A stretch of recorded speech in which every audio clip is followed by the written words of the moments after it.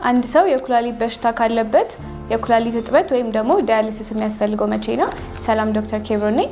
የመጀመሪያው ሰውነት ላይ እብጠት ካለ እጅ እግር ላይ እንዲሁም ደግሞ ሳምባ ላይ በተለያዩ መድኃኒቶች የማይቀንስ እብጠት ካለ የኩላሊት እጥበት ያስፈልጋል።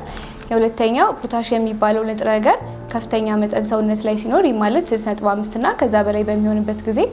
ሶስተኛው አሲድ በኩላሊት ተጣርቶ ስለሆነ የሚያልፈው ኩላሊት ስራውን ካቆመ ስለማይጣራ ከፍተኛ የሆነ አሲድ ሰውነት ላይ በሚኖርበት ጊዜ ኩላሊት እጥበት ያስፈልጋል ማለት ነው። አራተኛው ዩሬሚክ ሲምፕተምስ የምንላቸው ዩሬሚያ ማለት ሰውነታችን ውስጥ ያለ የተለያዩ ቆሻሻ ቶክሲኖች ናቸው። እነዚህ ቶክሲኖች ጨጓራ ላይ በመሄድ ዩሬሚክ ጋስትራይተስ የሚባል የጨጓራ ህመም እንዲፈጠር ያደርጋል። ጭንቅላት ላይ በመሄድ ኮንፊውዥን እና የአእምሮ ችግር እንዲፈጠር ያደርጋል። እንዲሁም ደግሞ ልብ ላይ በመሄድ ዩሬሚክ ፔሪካርዳይተስ ስለሚያመጣ እነዚህ አይነት ምልክቶችን ካገኙ የዳያሊሲስ ወይም ደግሞ የኩላሊት እጥበት ያስፈልጋል ማለት ነው። ማወቅ ያለብን በሳምንት 2 ወይም 3 ጊዜ መደረግ አለበት እና ደግሞ አንዴ ከተጀመረ አይቋረጥም ማለት ነው።